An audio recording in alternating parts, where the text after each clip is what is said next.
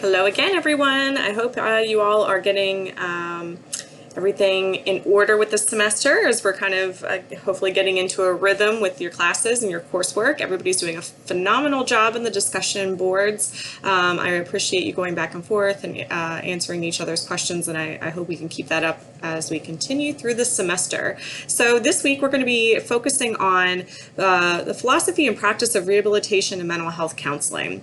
And so please again refer to the lecture notes that I'm putting up to as far as terminology goes. That information is really useful for you, both to have in order to inform your discussion posts, as well as study guides later on for exams that you will be taking in order to become certified at the end of your degree programs. And also to note, I put up the rubric for the discussion posts within the questions for Dr. Simpson discussion. I had a couple of questions about the rubrics for this discussion post and the use of citations and APA references within the discussion. So some of the discussion posts, like in Module 2 and where we were talking about different laws, certainly if you're talking about something that you're pulling from a resource, you're going to be citing it, including the reference within the actual discussion post. For other discussions,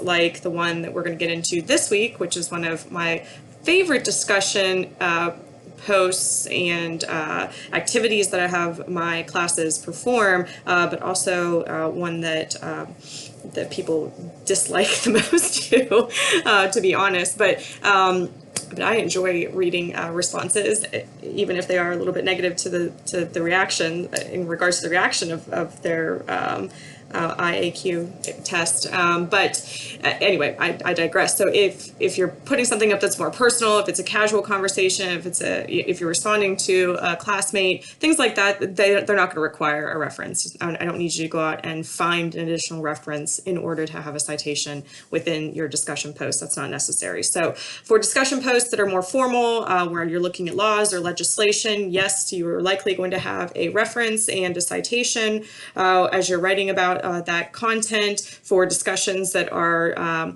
more informal, then no, I'm not going to be requiring them. What I do require is that you use spell check, that your sentences are complete, that everything is coherent, that it's not difficult for me to read and understand what you're trying to convey.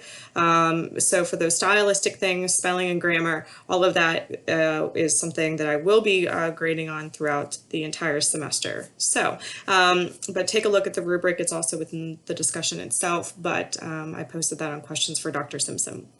So getting back to the practice of rehabilitation and mental health counseling. So what in the world makes us different from other professions? Why do we do what we do? What's the foundation of all of this? You've got the historical content from last week's module. Now we're getting into the why. The why do we do what we do type of stuff before we get back into a little bit more of the law next week. But so it's important for every profession to have a foundation of values. And in rehabilitation and mental health counseling, a lot of similarities between the two professions, and now we're seeing, like with programs like this, a marrying of the two, if you will.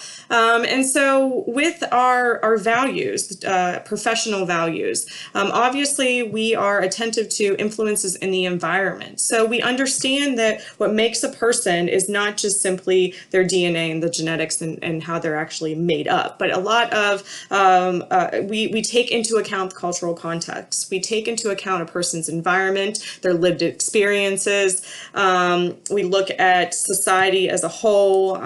We look at demographics and how demographics can shape and mold a person.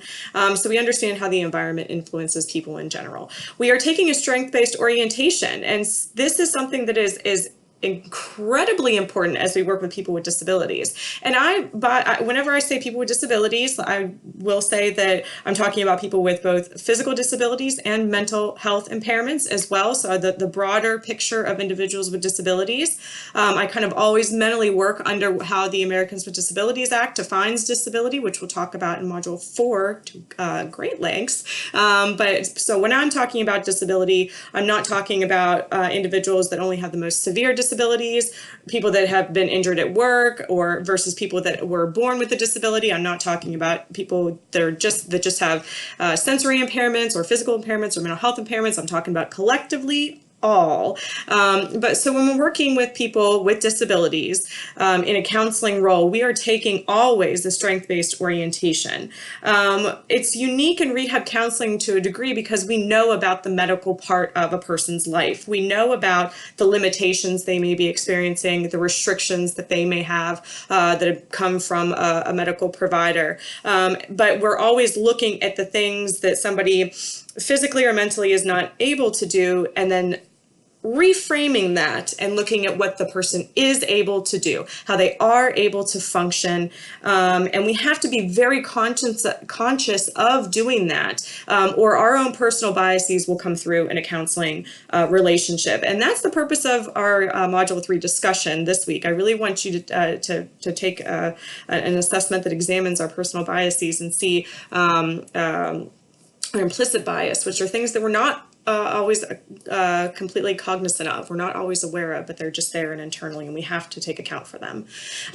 We are the most optimistic of folks, typically speaking, and we hope that the people that we're working with are receiving the supports that they need outside of their time with us in a counseling session or at our agency.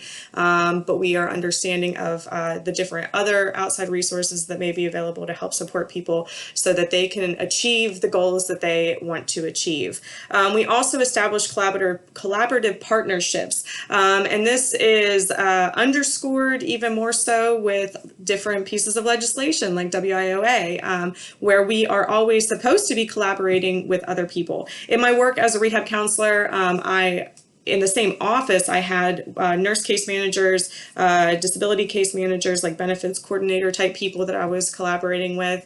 I had my superiors, so my vocational rehab supervisors. We had teams of doctors that would come in and sit on our case reviews, and that would offer the kind of clinical overview of what was going on with a client that I might have had. So I was consistently working on an interdisciplinary team. If you're doing that in a state VR agency, you may be collaborating like on a transition team with special education teachers and educational psychologists and parents and employers and a whole host of people. And even working in a private practice or an office, you're probably going to be looking at additional medical documentation if it's going to be helpful for understanding a person's diagnosis or their treatment plan. And so there are all these different types of areas where rehab counselors are employed, all these different types of roles that we can hold and job functions that we can perform, and that you all will be able to perform as a result of getting this very robust degree. We have a very holistic approach to services, okay? So once you have gained all the knowledge that you need to have with this program in terms of rehabilitation counseling and mental health counseling, so when you're getting both components, we're looking at everything from a person's social background, their family history, their medical background, their vocational history, educational history, what they like to do recreationally, what their cultural belief systems are, what their spiritual beliefs are, how they communicate with themselves, how they communicate with others, all the disability related stuff. So we are looking at the whole entire package as part of our understanding of our client, the person that's sitting across from us.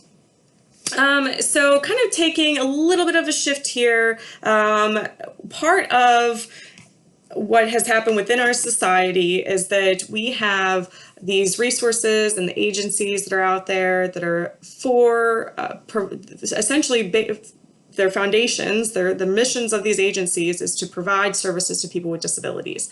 And at the bottom of all of that, or at the top of all of it, is economics, because services may be provided to people with disabilities for free. They may not have to pay for services, but the money has to come from somewhere.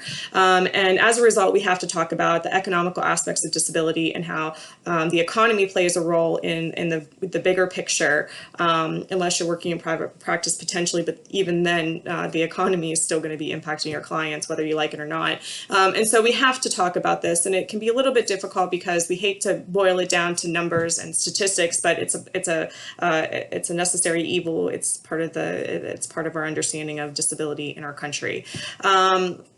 So if we're looking at statistics and labor force characteristics, so you can see that there's a good number of people reporting that they have a disability in the United States, and this was in 2018, and these statistics get released every single year, and they're continuously being updated by the federal government.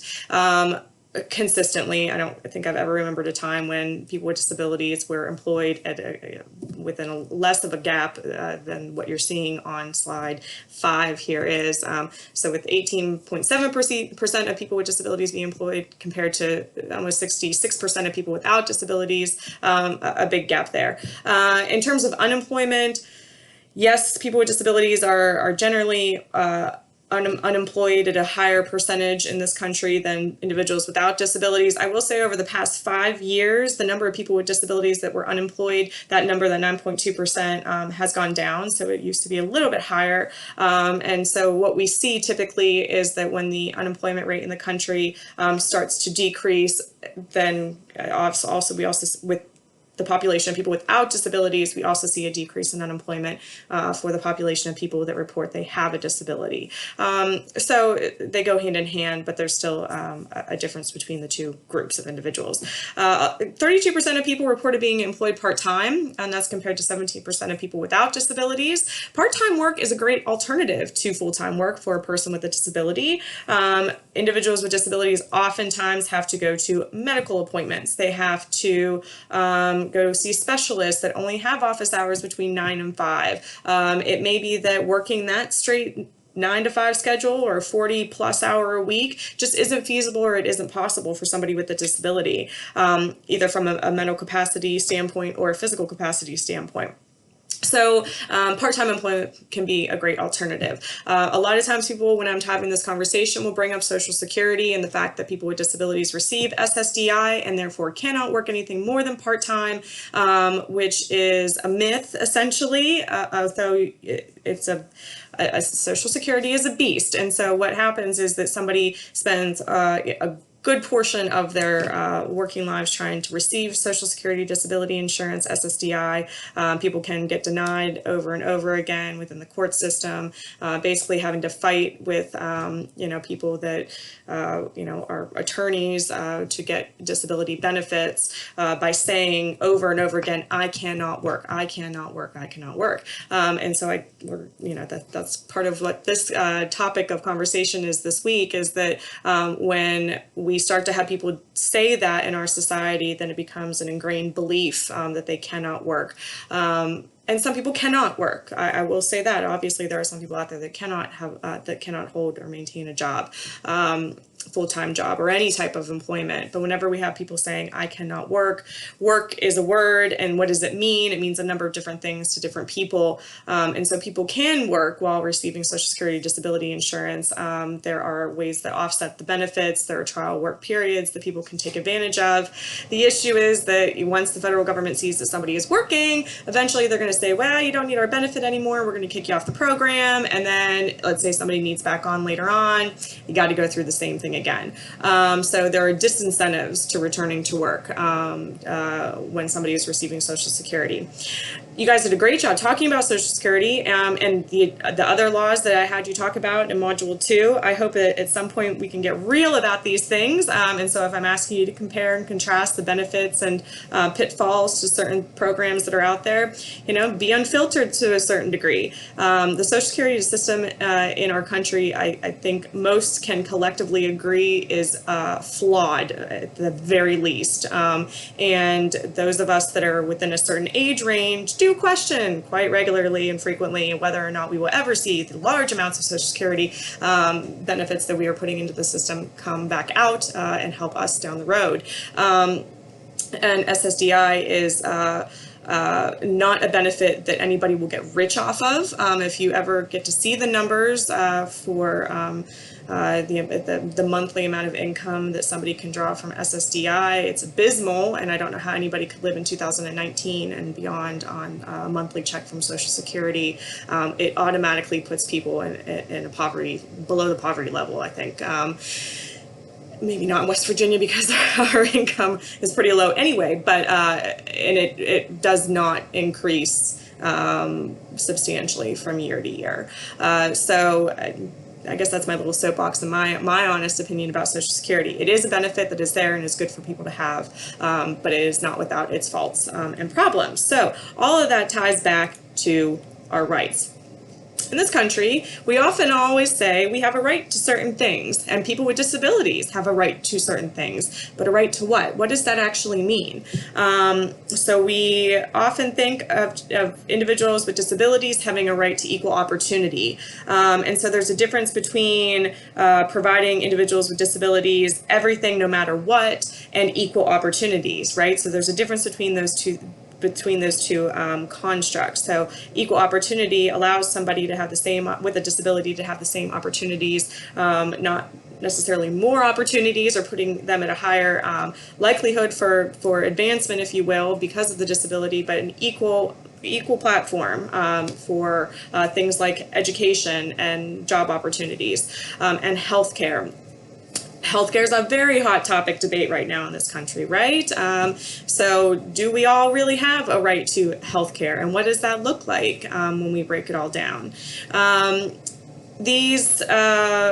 society views what somebody has a right to in our country changes. It has changed throughout history. I'm sure it will continue to change. Things that have been accomplished, obviously, are a lot of those laws that we talked about last week in Module 2.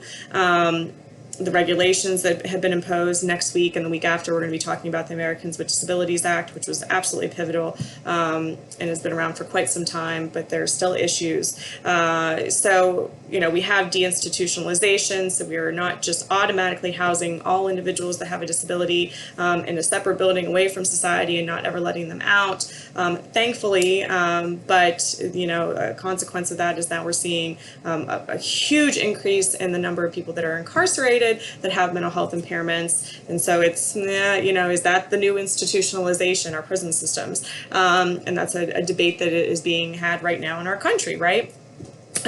Who bears the burden of the cost? So taxpayers, right? Taxpayers are ultimately the ones that are bearing a burden of a cost. We don't have these billion-dollar, billionaires out there in the world saying, let me give all my money to the disability-related programs in our country. I thought that would be phenomenal. And then we also have to consider our aging population. We all know, again, that baby boomers are aging, and looking back at the disability statistics, people with disabilities tend to be older, and the 48% of people with disabilities that are 65 and older in 2018, we're probably just going to continue to see that number increase over the next decade or so, because as we age, our bodies age, things don't work as they once did. We might be more prone to going into a disability category, sustaining an injury, developing a chronic condition. And so people who are older are more prone to being put in that classification of individuals with disabilities. And if we're looking at it from an economic versus a moral standpoint, okay, so part of vocational rehabilitation services, and when they were established by the Rehabilitation Act in 1973, the premise of it was that the cost of the services is going to pay for itself. If we put the money into training and educating individuals with disabilities so that they can then become employed, maintain employment, drawing a paycheck, part of what's going with that paycheck are the taxes that are coming out, the Social Security benefits that are going back into the system, and that money would support funding for it moving on. So, and of course, there's an increased chance of returning somebody to independent living, which, again, if you're taking somebody out of a facility, then and the associated cost of doing that, then providing the service, providing the counseling service, providing that vocational rehabilitation counseling service will pay for itself, essentially. Another economic impact is the lower cost of insurance burden on the general population. And this includes that private sector rehabilitation. So when I worked for Cigna and long-term disability, the way that my position was supported by a very large corporation that made a lot of money was that I would help clients that were receiving long-term disability benefits, $1,000 or so a month, right, from an insurance company that doesn't like to give up their cash. Part of the service I was providing and the money that I was spending in order to train my clients, to get them the technology they needed to work, to get them the services they needed to be provided, to get back on a job, eventually would lead to them getting off of the insurance and also getting off of Social Security, because my clients oftentimes were provided with attorneys through the insurance company so that they could start receiving insurance SSDI, which would offset the independent insurance company's payments. So all of that would mean that there wasn't any benefit program paying for them, right? They're going back to work, and again, money's coming back out through taxes and benefit programs and going back into our larger economic system.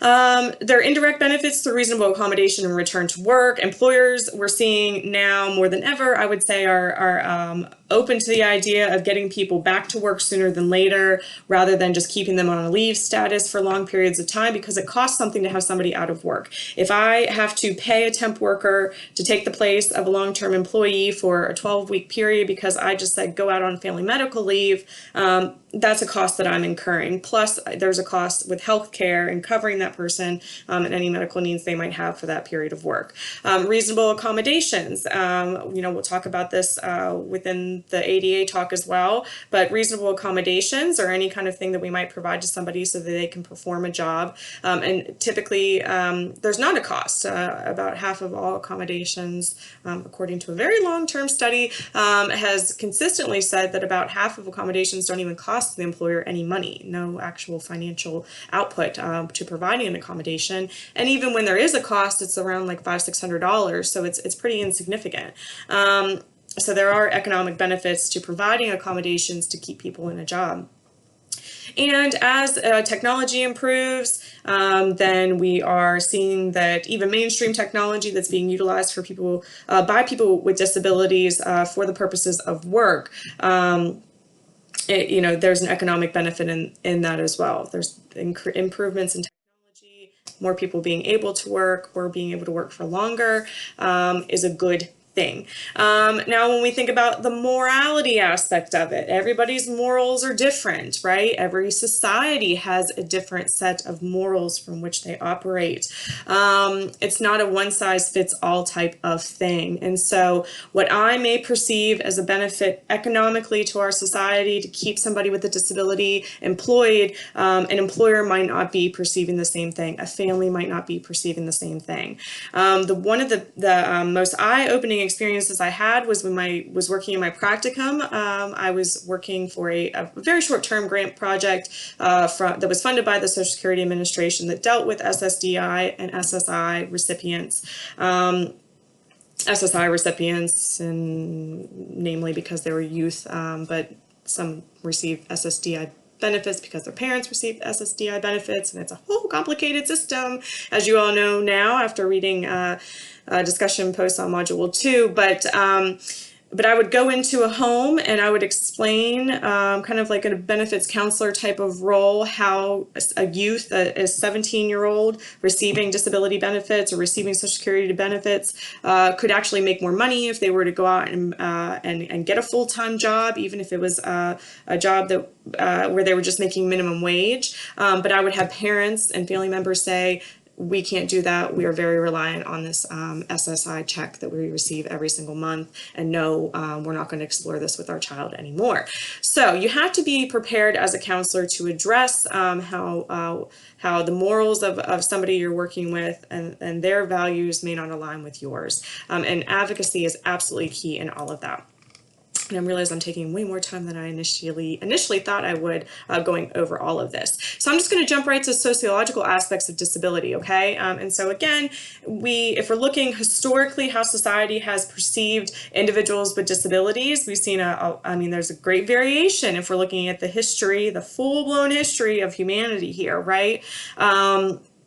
and take a look again at your Module 2 notes about the treatment of individuals with disabilities, like in the Middle Ages, and even through like the industrial era, and how we, in a very good way, have gone from just the eugenics movement, killing people with disabilities, to now where we are understanding that there's an immense value in human life in general, and that it is not appropriate to do that. But so historically, if we're looking at perceived cause, so we now know more than ever that how we have perceived the cause of a disability may not be why the actual disability has been caused, right? So the perceived cause of a disability hasn't always been the actual cause of a disability. We now know that genetics plays a role, chromosomal abnormalities happen, and that can cause a disability, cause an individual to have a disability.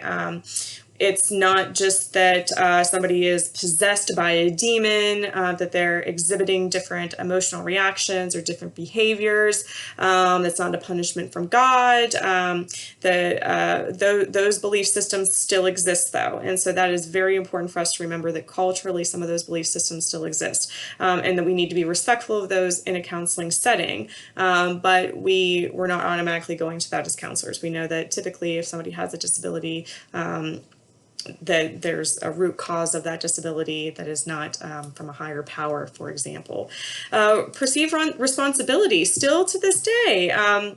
If individuals with disabilities are perceived to be responsible for causing their disability, society tends to treat them in a more disrespectful manner. There can be different stereotypes of that individual. For instance, if a person is driving drunk and they are in a car accident and as a result are then maybe let's say they lose a limb, okay?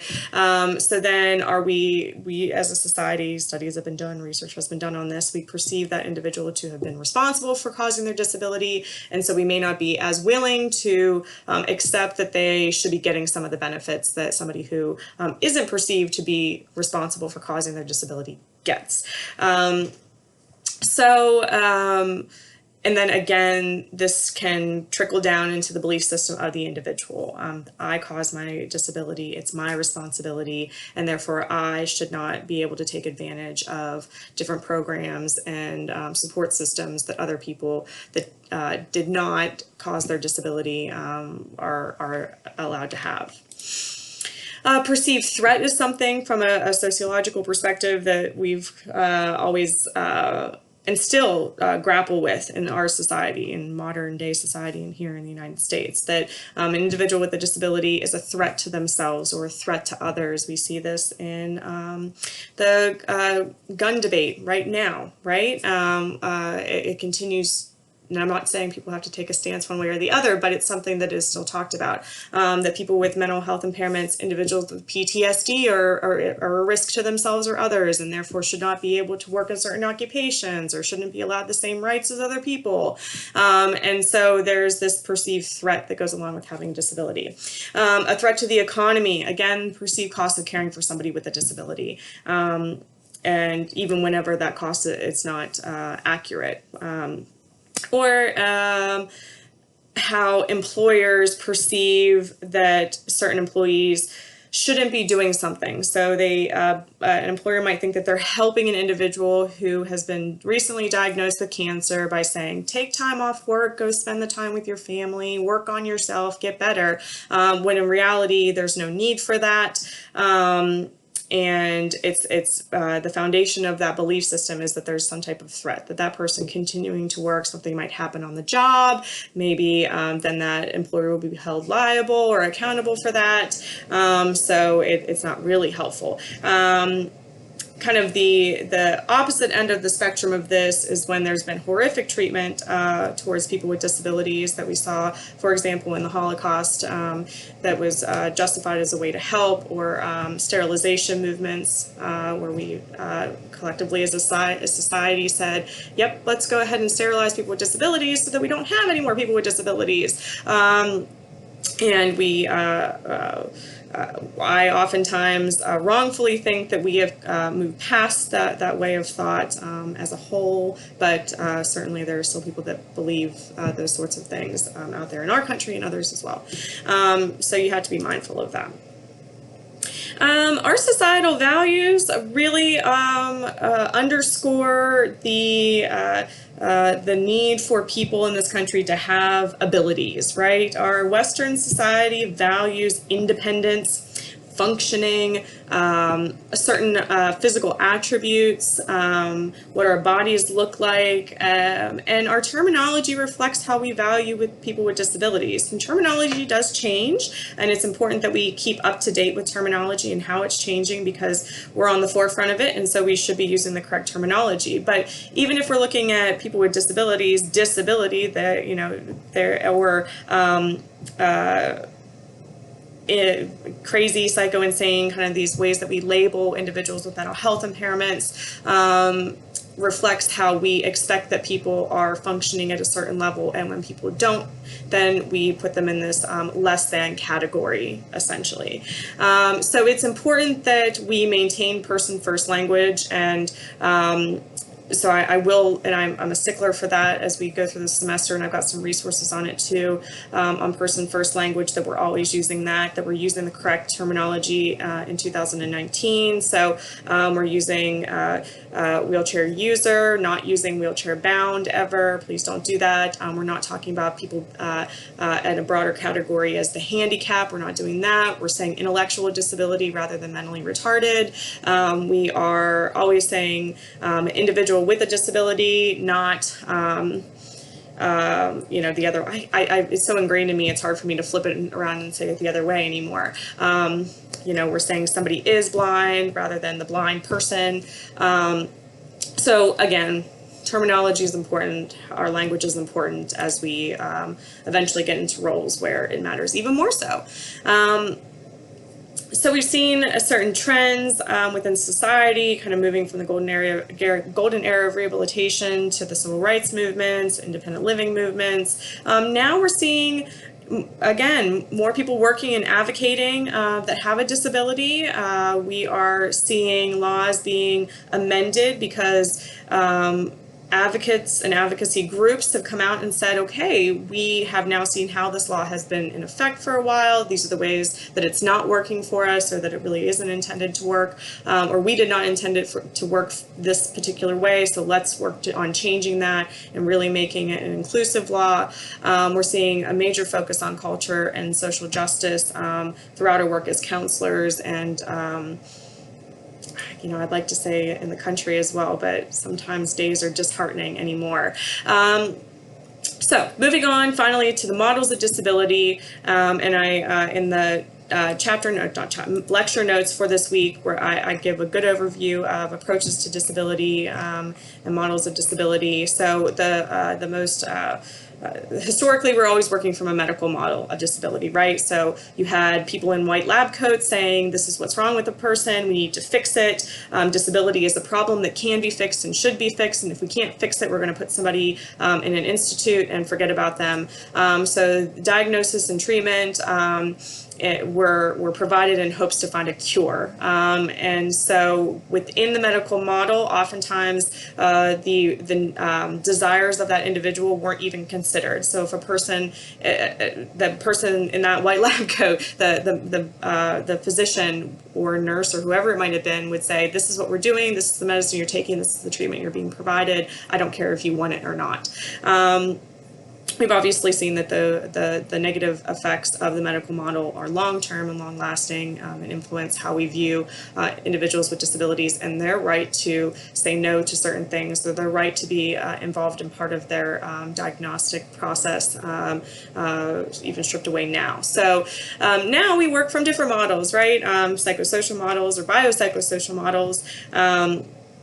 Where we are, of course, involving the individual with a disability from the beginning, we see this in our counseling work as well. So we are always establishing goals with a person. We are going through a diagnosis process with the individual. We are asking the individual questions. We are relying on their reports of events. We are relying on them to tell us what they would like to do with that information. Now we aren't working from this medical model. We are taking into account the needs and the wants and desires of our clients. And we even see that, our clients are called clients and not patients. And in some agencies, clients are called consumers because they're a consumer of a service that we're providing. So we're working for them essentially. So language again matters.